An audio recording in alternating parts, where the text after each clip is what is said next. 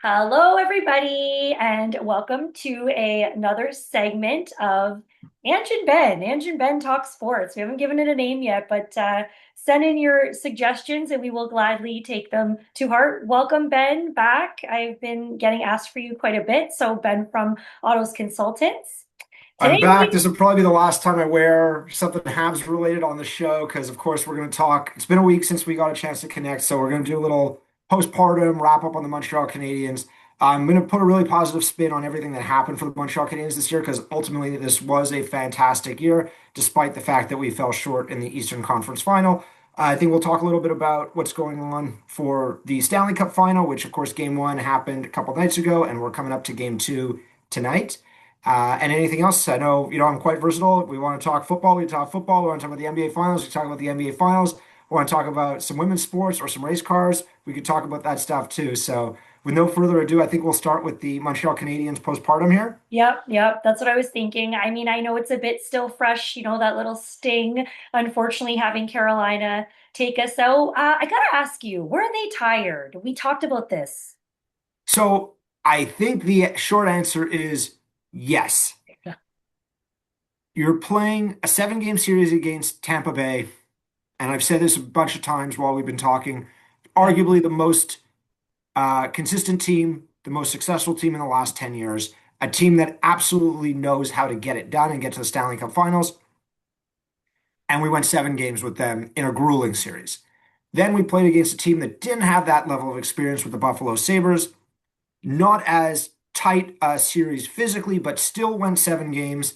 And then when we started off the series with Carolina, game one, we had this debate: rest or work. And so, or rest or rust, I should say. And Yeah. so we saw rust from the Carolina Hurricanes in that first game where the Montreal Canadiens basically very quickly jumped out to a quick lead, had control of that game the whole way through. And game two, I was expecting a lot of pushback from the Carolina Hurricanes, which we saw. Where things got really kind of messy for the Montreal Canadiens or disappointing for the Montreal Canadiens is game four and five, where we got shut out in game four. We only scored one meaningless goal in game five. Game five, Carolina basically had like three quick goals to start the game, and whatever wind, whatever energy was left in the Montreal Canadiens, that was clearly the gas was out of the tank. So, from my perspective, for sure, this was a tired bunch. What do you think of them?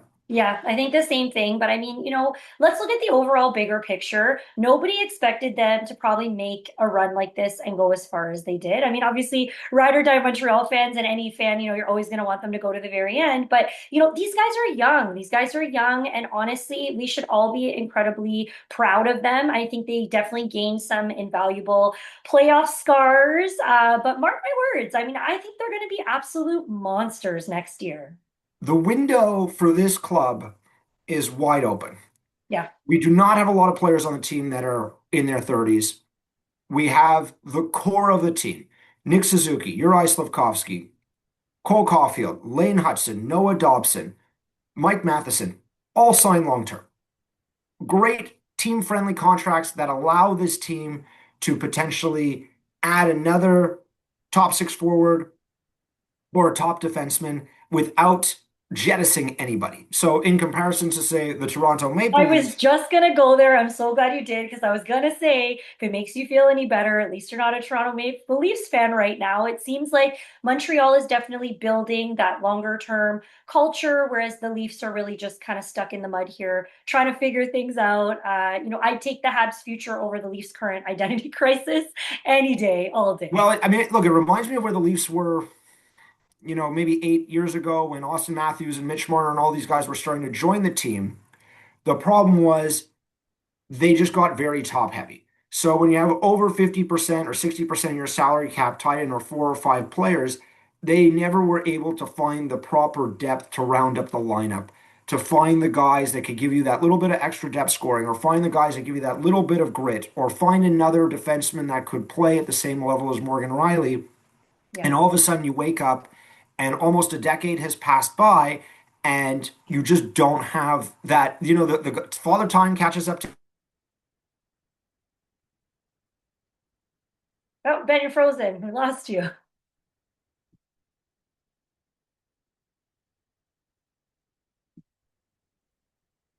you still there? gonna have to do some minor editing here. And we're back. As I was saying,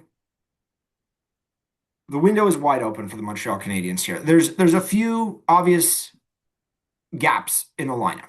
And the most obvious ones would be a second line center, a proper second line center, someone that can bring some offense, win some faceoffs, help with a second power play unit, and another right shot defenseman. So for most of the season, we had Lane Hutson playing on the opposite side. On defense, it really makes a big difference as to whose side you're on because it kind of changes how you cover the blue line on the boards, how you cover the center of the ice, what happens on the power play. So those are probably the most obvious things that the Montreal Canadiens could use going forward. Will those guys be available in free agency? Probably not. Will this team go out and make a trade? I love the trades that this team has made because when this team makes a trade, we make a trade for a young guy. So if you look at the kind of blockbuster deals that the Canadiens have made, where we've traded bigger draft capital, we brought in Kirby Doc, who hasn't been amazing, but still very, very young, was a third overall pick. We brought in Noah Dobson, again, a young, big, strong, skilled defenseman. So those are the type of moves that the team has made. We added some auxiliary guys throughout the course of the year, of course, bringing back in Deneau, who is on the older side, bring in Alex Tessier. So we got these guys for another couple of years. Tessier just signed another contract. So overall, just a very, very bright future, a very exciting time to be a Montreal Canadiens fan. And ultimately, in a hockey season, there's 32 teams and there's going to be 31 losers, right? Only one team's going to win the Stanley Cup. So to say that we made it to the final three or final Yeah, four, however you want to count it, yeah. we're definitely punching above our weight class. The window is wide open for the team.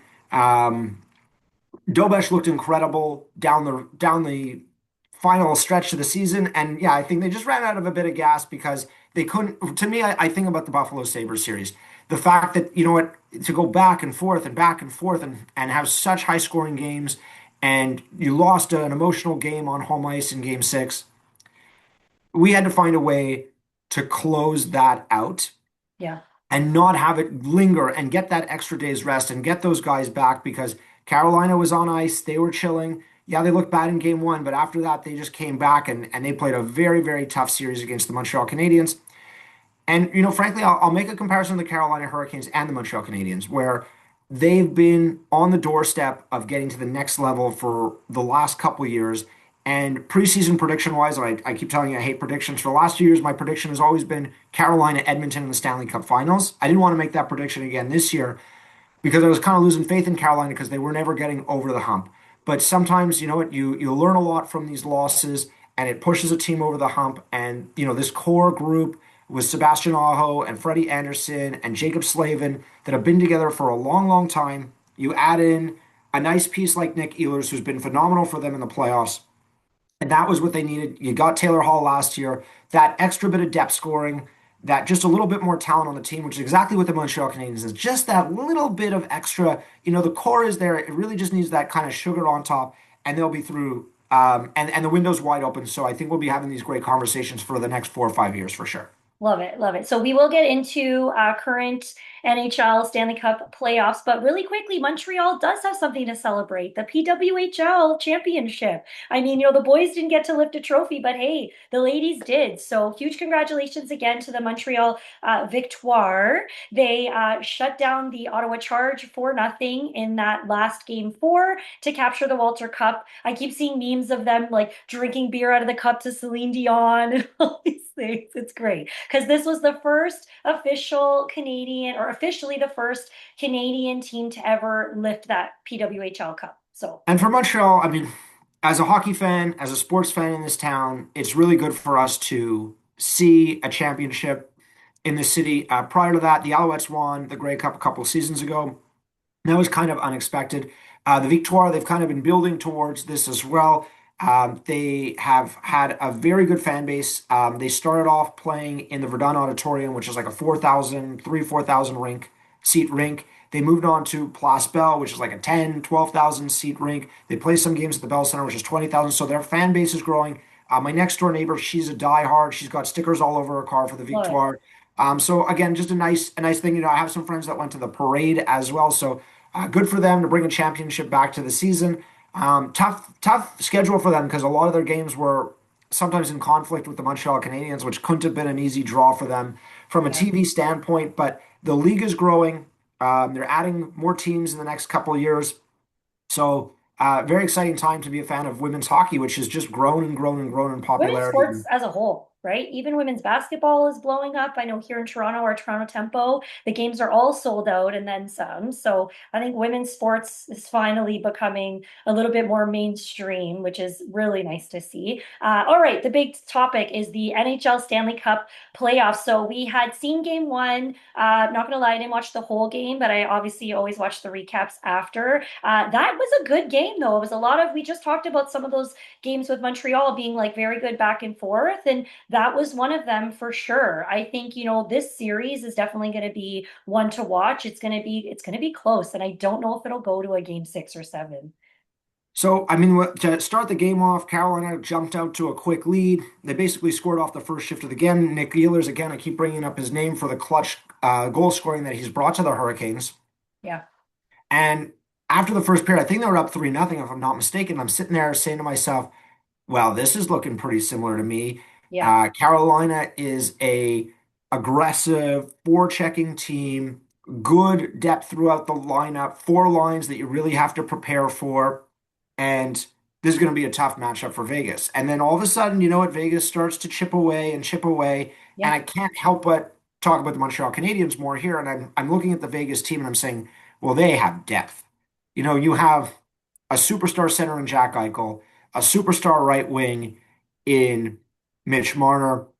You go down the lineup, they have that proper second line center in Thomas Hertl. They have a very underrated goal scorer in Dorofeyev. They have Mark Stone, who can't skate anymore, but is one of the best two-way players to ever play the game. And when I'm looking, Carter Hart, maybe not as deep in goal as they'd like to be for a Stanley Cup team, but they have the firepower. They have the experience. This core, they're not too far removed from being in the Stanley Cup Finals. John Tortorella has been inserted to kind of give these guys that push to get them over the edge here as they were looking like they were kind of sagging in the regular season. And so hopefully it'll be an exciting series. I think everyone appreciates a little more offense than a little less offense to have a 5-4 finish and have the game kind of go right to the wire. It was very exciting to watch. So, in terms of market size, obviously Carolina and Las Vegas, these are two of the smaller markets in the United States. I don't know if either team really have any sizable fan base outside of their respective towns. Yeah. And I could argue in Carolina, once you leave the building, that might be all the fans that the team has. I Uh, noticed a lot of empty seats too. I don't know if you noticed that, or maybe because the red jerseys and the seats are red, but I noticed like quite a few empty seats. That would never happen in any of our towns in playoff games well, ever. I mean, you can't compare Carolina to Montreal. Look, they could probably get 100,000 people to go watch a college football game in one of those towns, Yeah. whereas here we maybe get 1,000 people to show up for the same type of event. So it's not fair to compare. So again, I think. Going into this, I mean, personally, I was cheering for Carolina because of the way the team was built and the cumulative effort over the last few years. Rod Brendamore as the coach, Slavin and Aho, who are very underrated players. And a part of that is because they play in Carolina, where it's just not a market where Yeah. you think of, oh, these guys are star players and they play the team game as opposed to, chasing the individual accolades. And I think there's a little bit more, rah-rah behind Vegas because they've made a lot of noise in a very short time in the league, basically 10 years in the league. And look at the success that they've had so far. And, there's some fan bases, you look at Toronto, you look at Buffalo, you look at Vancouver, these teams that have been in the league for a very long time that haven't had any success. And all of a sudden you have a new team right out the gate so successful. There's sometimes some resentment from some classic fans that say, what, these guys don't deserve it or maybe the NHL has fixed it for them so that they could be in a position where they're getting a lot more attention and getting a lot more wins. I mean, I think it's a lot of conspiracy theories there, and I think Vegas has just been so ruthlessly well run from the get-go where, their thing is always, oh, who's that shiny object out there, that next star, whether it's, and they've done it repeatedly. Jack Eichel, Mitch Marner, Mark Yeah. Stone, Alex Pietrangelo. One more name that comes to mind here would be Max Pacioretty, who was a former captain of the Montreal Canadiens, that they basically jettisoned him when they could bring in Jack Eichel. So it's been that ruthlessness that has really propelled this team to the next level. They've made some mistakes along the way. Trading Nick Suzuki away for Max Pacioretty, that was probably something that they're still kicking themselves because they'd love to have Nick Suzuki on that team. He'd be a great fit on that team as their second line center, being able to provide solid two-way play. So, Ange, I'll throw it over to you here. With your heart or with your head, who are you picking in this series? Okay, so here's the thing. I'm glad you asked that because that was going to be my next point. So, Mitch Marner, Mitch Marner. I keep hearing Marner, Marner, Marner in the Well, it's hockey because league, you're in right? Toronto and nothing can happen in the hockey world without tying this back to the Toronto Maple Leafs. I know I Yeah. kind of did a little bit of that with the Montreal Canadiens, but they just played the Carolina Hurricanes in the last series, so I think it's okay. Yeah. And you know what? And for me, to be honest, now that Montreal's out, I would have obviously loved to see a Canadian team win. But as a Canadian, I mean, it's either going to be Frederick Anderson winning a cup or it's going to be Marner for Vegas. So, I mean, either way, former Leafs get a ring somewhere else. It's a win-win for me. I'm not really that invested, but I don't know. I'm like 50-50. I honestly, I do want to see Frederick Anderson get a cup. I do want to see him win. He's amazing. He is outstanding. But I mean, I'm not mad about Marner either. And if he wins, great. I'm good either way. You know what? I will make a prediction or assumption, or I'll make a choice after I see what happens in game two. Well, I mean, I'll make a comparison to Nazem Kadri, and I don't know what the overall sentiment is for Nazem Kadri in Toronto, but Yeah. when he won the Stanley Cup, he was very proud to bring the Stanley Cup back to his hometown of London, Ontario. Yep. So we'll see if Mitch Marner, if he True. can win a Stanley Cup, will he bring it back to Toronto? Will that be well received? Will people be upset about that? Will that be kind of like look, his family still lives there. I'm sure he's Yes. still going to summer in Toronto or in the Muskokas or something to that effect. Yeah. So we'll see what that looks like for him if they win. So I mean, you didn't. So it sounds like you're going for Carolina. It sounds like you're into Freddie Anderson. Sounds like you're cheering for the Hurricanes. I personally am going to cheer for the Hurricanes in this situation because We can say we lost to the winning team.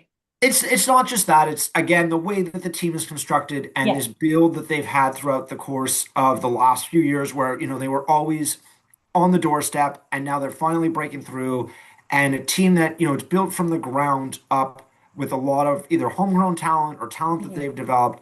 And I see a lot of the Montreal Canadiens in that, and that's my hope and my wish and my prayer for the Montreal Canadiens. And so I'm going to cheer for the Hurricanes here Love it. down the stretch. Let's see. All right, super quick lightning round. Let's talk a bit of NBA and NFL. So, NBA Finals, I don't know how much you're watching, but New York Knicks just took game one of the NBA Finals against the San Antonio Spurs.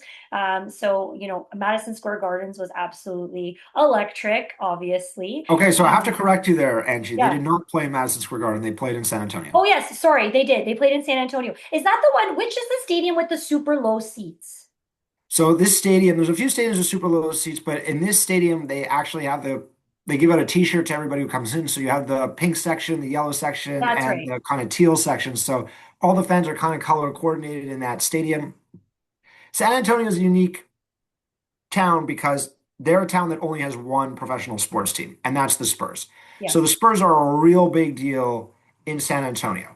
In New York, where you have multiple teams Multiple in, yeah, exactly. in multiple sports. So two basketball teams, essentially three hockey teams if you want to count the Devils as part of the kind of New York area. Because why not? Because the two football teams actually play in New Jersey, so why not throw the Devils into the Yes. mix? Two baseball teams, two soccer teams. Every sports team there, everything is super magnified. Now, the New York Knicks, Madison Square Garden, this is kind of the mecca of professional basketball, and this team hasn't won a championship in 40 or 50 years. It's been a really long time. The irony here is the last time they made the last time they made the NBA Finals, they played against the San Antonio Spurs, and that was kind of that kind of post Michael Jordan era of basketball where we're looking for a star, and for the Spurs back then, they had David Robinson and Tim Duncan, and they were always kind of this kind of boring franchise to watch. The league has changed a lot since then. They have a superstar in Victor Wembanyama who's leading them, but of course, to basketball as opposed to hockey or football, home, excuse me, as opposed to hockey, not football, home court advantage is a big thing in For basketball. sure. For sure. And if you're not sure what I'm talking about, if you've ever played pickup ball on your friend's driveway and that guy's got that shot from the corner that he hits every single time or she hits every single time, it's the same idea with a home court in basketball. Even though NBA courts are all standardized and all that kind of stuff, there's Yeah. still something for the sight lines. the way the rafters are, what you see, and home court advantage really plays a big factor in the NBA. For I the agree. Knicks to go on the road and steal a game is phenomenal for them. And we'll see if they run into kind of the same trap as the Montreal Canadiens, where when they get back to Madison Square Garden, is the building going to be so ruckus and so overwhelming that it might influence the way the players are playing. And it's not just another game at Madison Square Garden, it's amplified. And when they look into the front row of the stands and they see an actor or actress or artist that they look up to, is that going to distract them from the play at hand? So Spurs right now down, or sorry, let's say Knicks are up 1-0 in the series. Yeah. Um, Prediction time. You want to make a No, prediction? You want to no, give just pick something a from your team. Like, heart? do you have a team that you're like cheering for? I really want to see, I don't want to say the underdogs, but yeah, even just putting it into play there that, San Antonio only has the one professional sports team. I'm gonna pick San Antonio for this one. Look, they've had 4 rings, all in the last 20, 30 years. So I watched all their championships. I was a huge, huge fan of that Spurs team that had Kawhi Leonard, that had Manu Ginobili, that had Tim Duncan, that had Anthony Parker. Like this was just a star-studded team, and maybe it's the I black still have an jerseys. Anthony Parker Raptors jersey, fun fact. Sorry, Tony Parker, not Tony Anthony Parker. Parker. Okay, well, Wrong guy. anyway, Same, different guy. similar, similar That is name. very random though that you have that t-shirt. So, Yeah. you know what? I'm going to say I'd like to see the Knicks win, bring that championship back to New York City. New York City hasn't had a championship in a long time. I'm a lot closer to New York City than I am to San Antonio, Texas. The fans in New York are starved. We'll probably never hear the end of it. But they have Raptors alumni on the team, OG Anunoby, who's Yep. kind of got the impossible task of guarding Victor Wembanyama as best he can. Yeah. So, anyways, I'd like to see the Knicks win it. They're up 1-0. Jalen Brunson, Karl Anthony Towns, pretty good team. Again, definitely, definitely, they've been building for the last 50 years. So let's see if they can get over the hump here. All right, let's see now. Super quick, two massive trades in NFL that we need to talk about. So the LA Rams just landed reigning Defensive Player of the Year, Myles Garrett from the Browns. And I don't know, I think they're going hard. They're going for the Super Bowl. And then there was one more trade you wanted to mention from the Patriots. Yes, AJ Brown going to the New England Patriots. So let's talk about Aaron. We'll talk about AJ Brown quickly for 1 second here. So obviously, the New England Patriots made the Super Bowl last season. They have an emerging star quarterback in Drake May. It was time to add a few more pieces. In a way, the division is pretty wide open.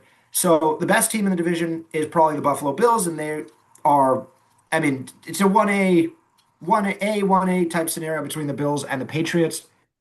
The Patriots know that they need to get better. They know they need to invest and get a few more weapons offensively. They did nothing offensively in the Super Bowl. So they bring in AJ Brown, who is kind of on the outs in Philadelphia, wasn't getting along too well with the coaches, wasn't fitting too well with the scheme. I think it's insane that this guy got traded from Tennessee to Philadelphia. Tennessee has never been good since trading him. I think it's pretty crazy that Philadelphia is moving on from him. They have Smith, who will now be their number one wide receiver, who's a great, great, great, great player. And I really love Smith's game, but I just don't understand why they're moving on from this guy.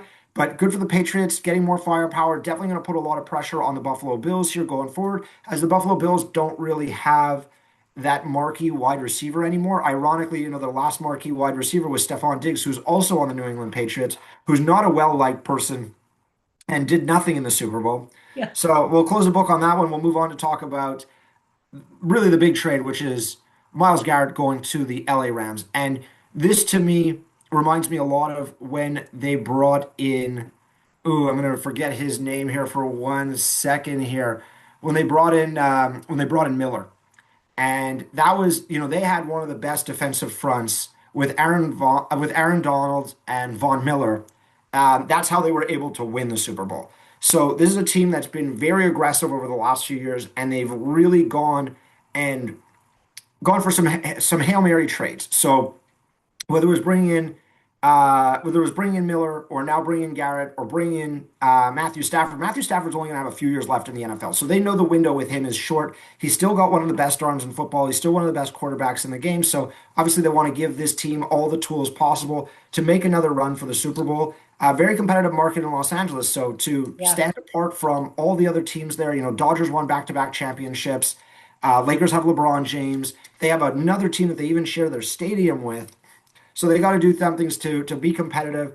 And for Miles Garrett's probably overjoyed to get out of Cleveland, a team that basically without him would have been nothing. And they've just been spinning their wheels for the last few years. And he was really the diamond in the rough for that organization. So all the best to him. I hope he does well. I do like the Rams. I like their coach. I like their team a lot. So we'll see how they do. But he should be. He's been so impactful for a terrible Cleveland team. I can only imagine what he does to the Rams.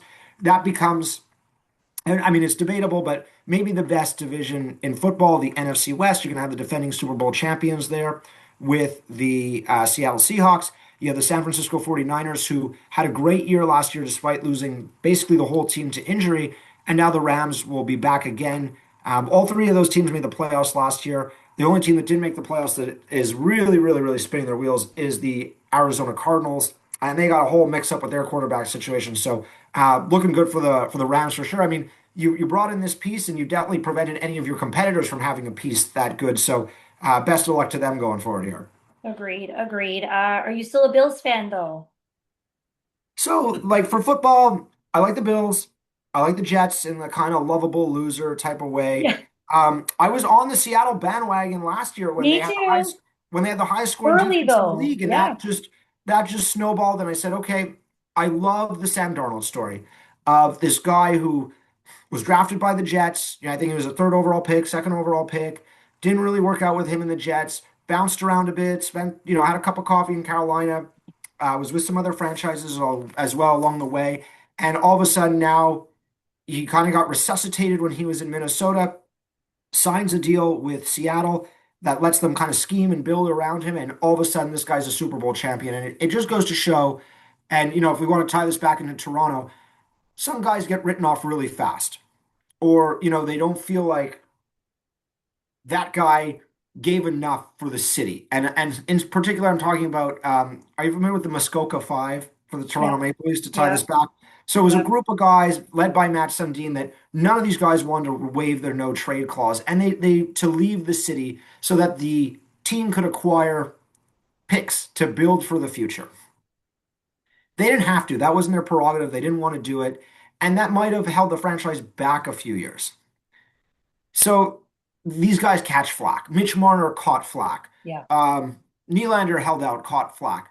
So Sam Darnold, he endured this. And quarterback was a very unique position where there's a lot of pressure on you. And he was able to elevate over that time and become a proper starting quarterback in the NFL, to become a Super Bowl winning quarterback in the NFL. So I just wish this guy all the best with Sam Darnold, because he's been through so much to finally, to say now he's arrived, because he's here and he's a legitimate quarterback in the NFL on a Super Bowl winning team. We'll see if they win, if they can do well this year. Again, we just talked about how good the Rams are going to be this year, Yeah. and Miles Garrett's been brought in basically to chase Aaron Donald around. No, Sam Darnold around, not Aaron Donald. He's on the Rams. Well, you know what? Football season will be here before we know it, but what is here is World Cup, specifically here in Toronto. So, I mean, this is massive. The city has gone completely crazy, and you can't go anywhere without seeing anything about World Cup and contests to win tickets and all those things. So we're getting quite a few matches here at the I don't want to say newly renovated stadium because it's really not. They just slapped up some scaffold and Well, I don't know if you noticed, but they've stripped any corporate branding off the they stadium. did. So the corporate name, of course, is BMO Field, Bank of Yeah. Montreal Field. In New York, they have MetLife Stadium. In Yeah. Boston, Gillette Stadium. Yeah. They're just It's Toronto Stadium, it's New York, New Jersey Stadium, Yep. it's Boston Stadium. That's how they want to do it for the World Cup. Yep. Uh, I'm not a huge fan of FIFA as an organization in general. I think there's a lot of funny business that goes on behind the scenes with them. This kind of stadium stuff is definitely in that same category. I'm not going to lie to you guys. I'm not the biggest soccer fan in the world here. I'll probably catch a few games, and as the tournament progresses, I'll definitely be following along. But I'm not in a position to give you any real educated insight on it. So, Ange, Who's your favorite in this tournament going into I this tournament? mean, Italy didn't make it again, so I've got to go with Canada. I'm gonna pick Canada, or I usually cheer for like some of the European countries. Like, how do you not, right? So I don't know. We'll see. You know what? It'll be an interesting championship to see, just see how the games even play out. But thank you so much for your time. I know we went through Well, so I'll much give you a quick today. fun fact before we get off Yeah. here. There has never been a team outside of Europe or South America to win the World Cup, Okay. ever. All right. So if we could see a team from North America, I was Canada, gonna United say States, maybe Mexico, one of the or host a team countries. from Asia or a team from Africa step up and compete, I think that would really make this a lot more exciting and be a proper World Cup because essentially this has always just been a tournament for European teams plus Brazil and Argentina. Well, they're just so good. I mean, you can't deny it. But anyways, all right. Well, thank you so much for your time, Ben. Appreciate you. Everyone, leave your feedback comments. They are always greatly appreciated. Good, bad, ugly. We take it all. So, We'll give a final go Habs go here, Ange, and we'll check in yeah, a few days. We'll talk about yeah, Stanley Cup Finals, NBA Finals, World Cup, any other headlines happening in the NFL or the wider world of sports. all the things. Have a great rest of your day. Bye.